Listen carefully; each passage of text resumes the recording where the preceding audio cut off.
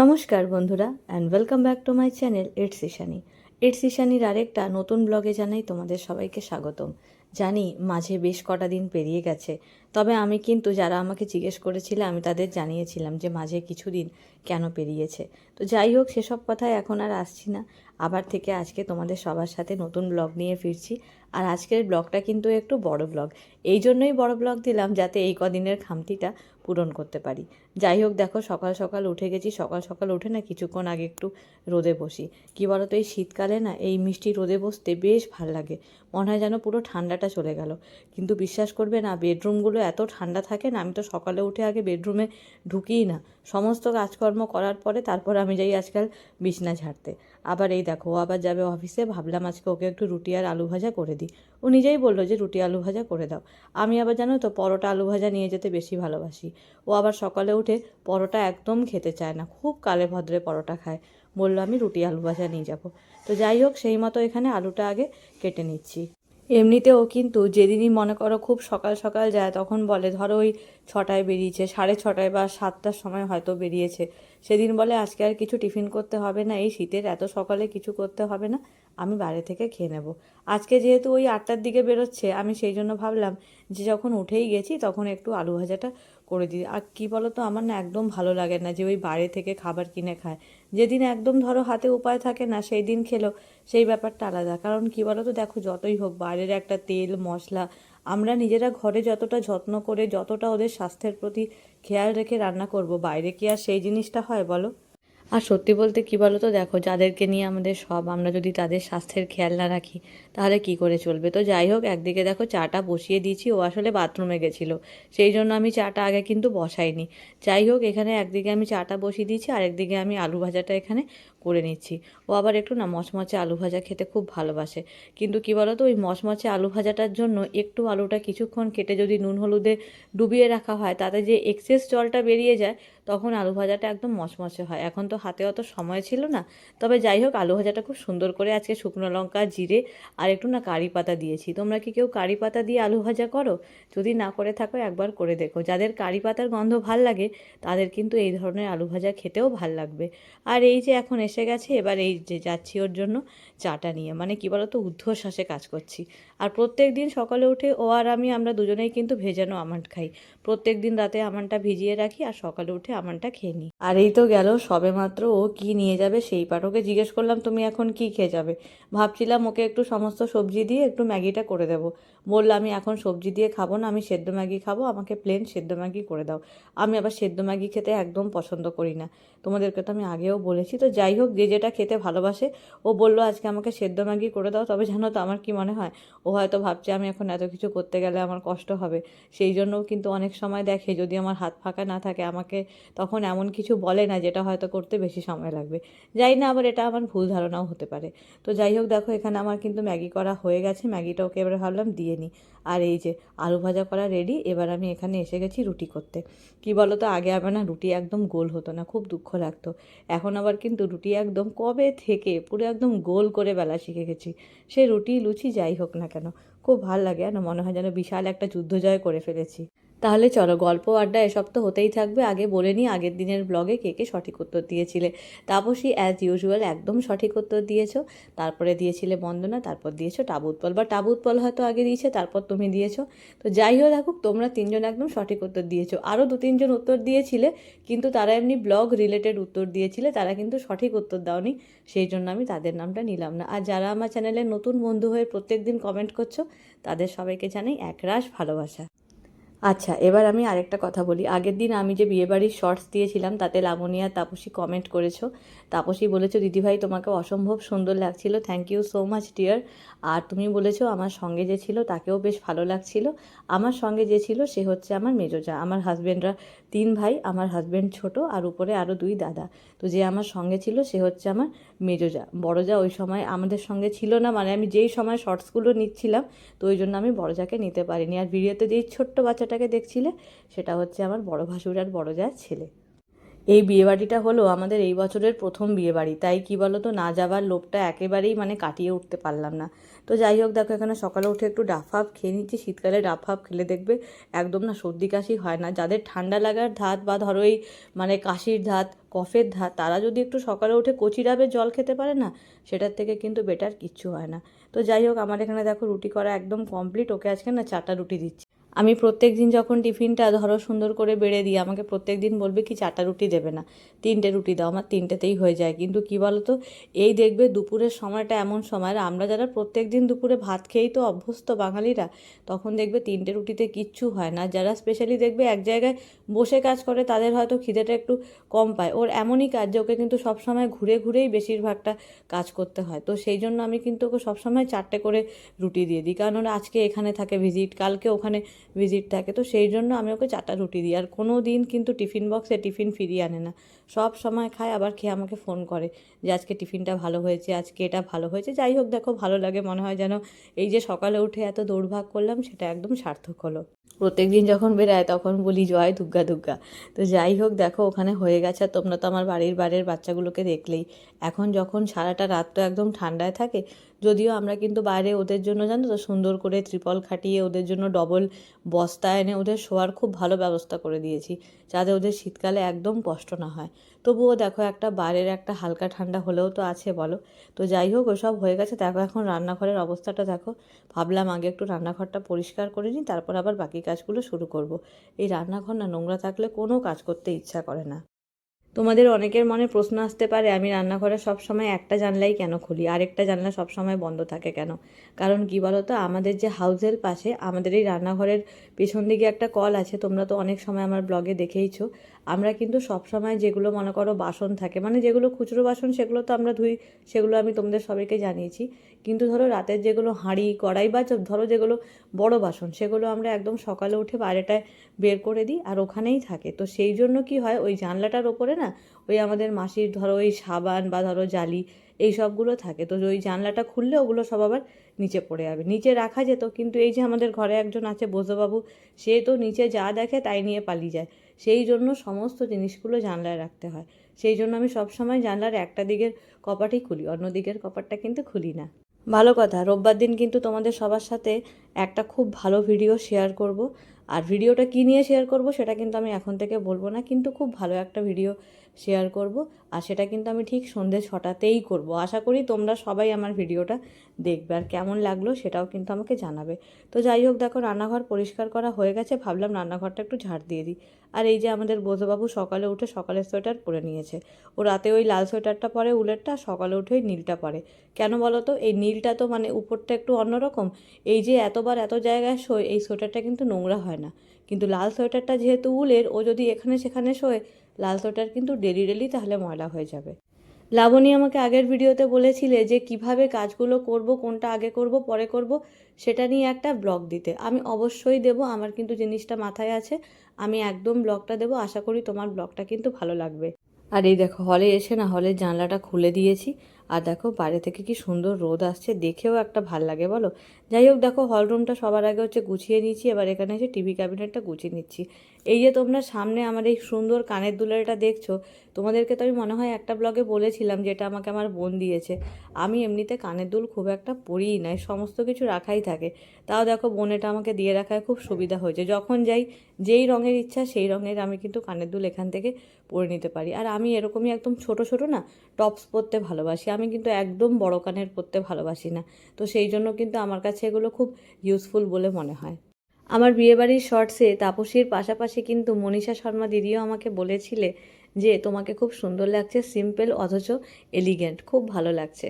তো দেখো দিদিভাই, আমি একটাই কথা বলতে পারি যে থ্যাংক ইউ সো মাচ। দেখো আমরা একটু সাজগোজ করব, একটু কেউ না ভালো না বললে না, যতই আমরা বলি যে কেউ কিছু না বললে কিছু যায় আসে না, যায় তো আসে বলো। আর আফটার অল আমরা সাজি যাতে কেউ একটু কমপ্লিমেন্ট দেয়, ভালো বলে।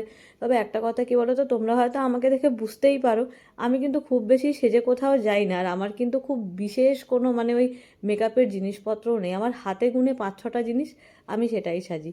আর আমি কিন্তু ওই ফাউন্ডেশন আমার নেই। আমি কিন্তু যখনই যেখানে যাই বিবি ক্রিম আমি তখন অ্যাপ্লাই করি। আমি কিন্তু ফাউন্ডেশন ব্যবহার করি না, কনসিলার ব্যবহার করি না, আইশ্যাডো ব্যবহার করি না। মানে যেটুকু মিনিমাম মেকআপ না করলেই নয় সেইটুকু। আমার সত্যি বলতে কি মনে হয় বলো তো, বেশি মেকআপ করলে না, যেটা আমাদের আসল মুখটা, যেটা আমাদের আসল মুখের সিম্পলিসিটি, সেটা হয়তো হারিয়ে যায়। আমি সেই জন্য কিন্তু কোনো দিন কারোর সাথে কোনো মেকআপের কোনো টিউটোরিয়াল শেয়ার করি না, কারণ আমি নিজে যেই জিনিসটা করি না সেটা আমি কি করে অন্য কারোর সাথে শেয়ার করি বলো। খুব কালে ভদ্রে হয়তো কোনো অনুষ্ঠান থাকলে হয়তো কোনো মেকআপ আর্টিস্টের কাছে সাজি, বা সেটাই, তাও সেটা হয়তো বছরে হার্ডলি 1-2বারই হবে, তার বেশি না। আর নিজে এমনিতে কোথাও গেলে ওই বেসিক কয়েকটা জিনিস, একটু বিবি ক্রিম, ময়শ্চারাইজার, তারপর তোমার ধরো লিপস্টিক, লাইনার, আর ওই তোমার ধরো লুজ পাউডার আর হাইলাইটার, বাস এই কটাই।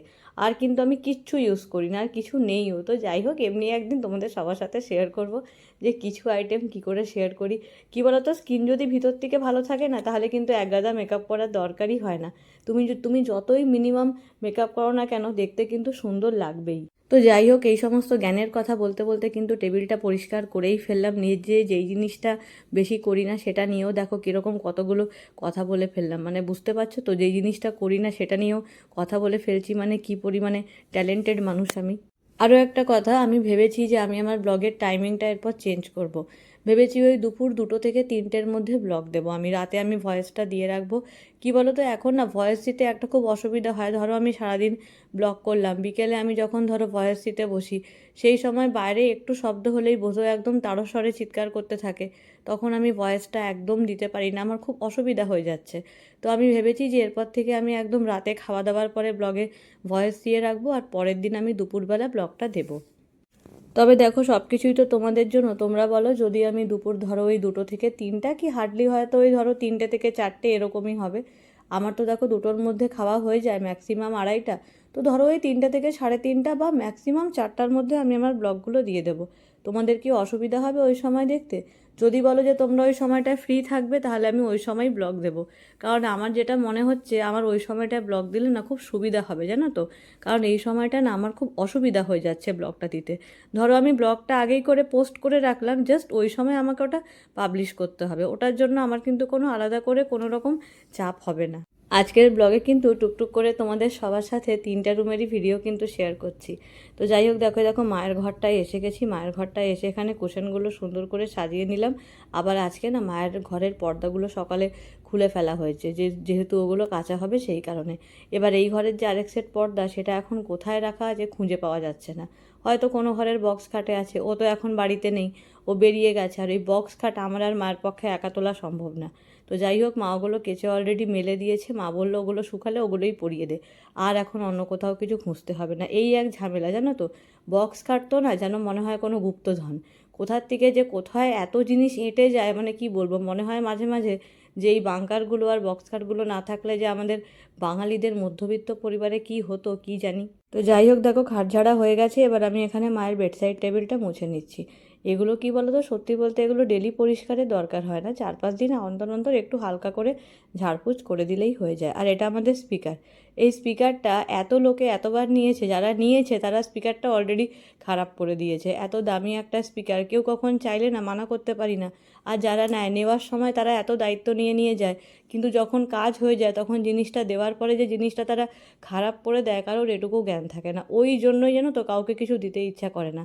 আমি কারো কাছ থেকে কিছু নিলে আমি নিজের থেকেও তার জিনিসটা আরও ডবল দায়িত্ব নিয়ে রাখি। কিন্তু কিছু মানুষ এরকম থাকে, নেওয়ার সময় খুব দায়িত্ব নিয়ে যাবে, কিন্তু দেওয়ার সময় জিনিসটা একদম 12টা বাজিয়ে দেবে। যাই হোক, এই স্পিকারটা গেছে এখন খারাপ হয়ে, জানি না কখনো কোনো ভালো টেকনিশিয়ান পেলে এটা ভালো হবে কি না। এত দাম দিয়ে একটা কেনা জিনিস ভালো এরকম খারাপ হয়ে গেলে কীরকম গায়ে লাগে। তো যাই হোক, দেখো ওই ঘরটা গোছানো হয়ে গেছে। এবার এসে গেছি এই ঘরটায়।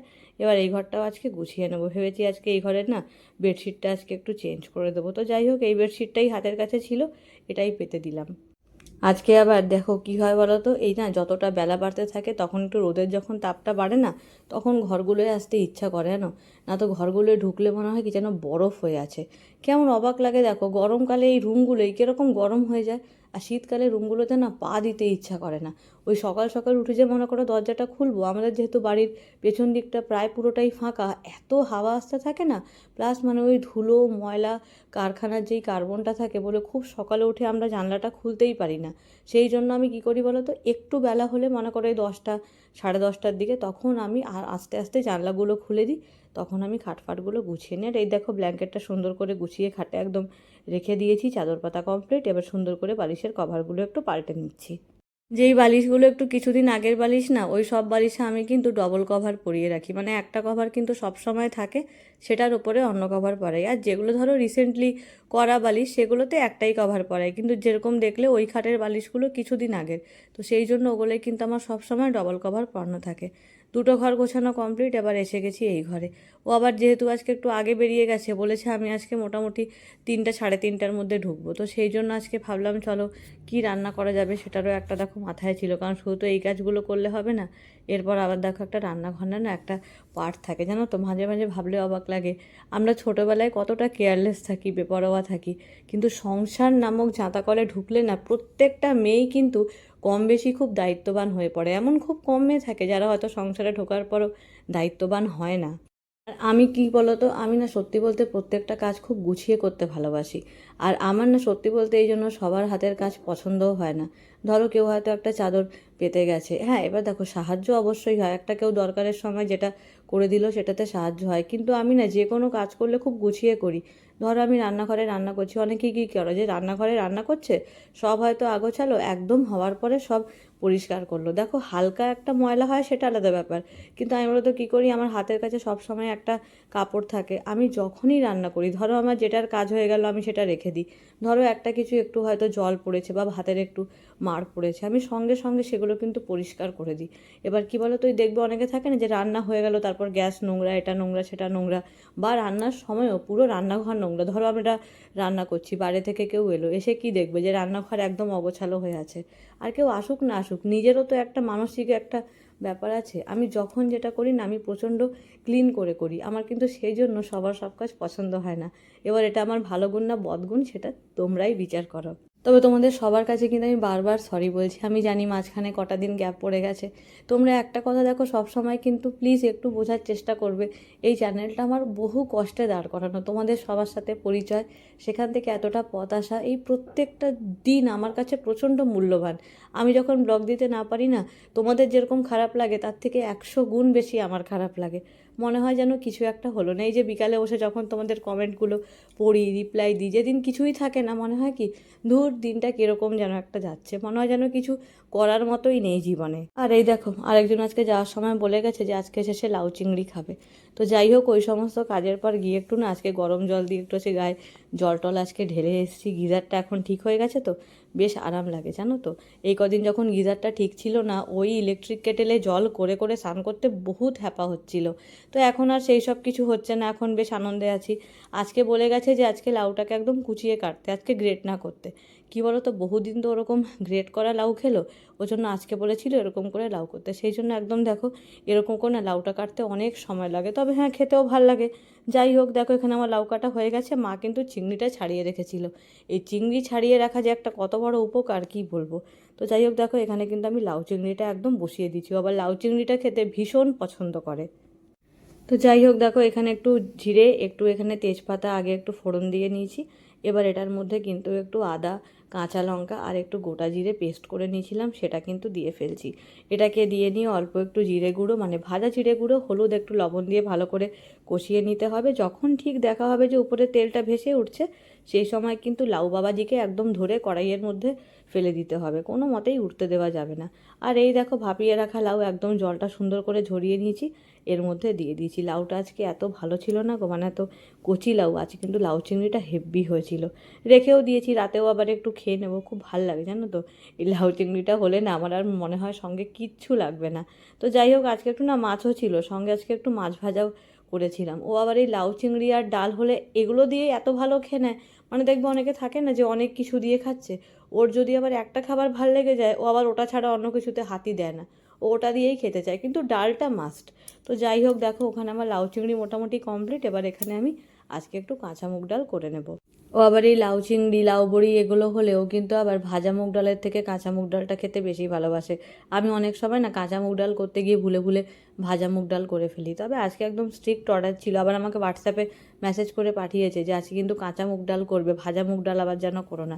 তো যাই হোক দেখো এখানে মুগ ডালটা পুরো একদম রেডি করে নিচ্ছি।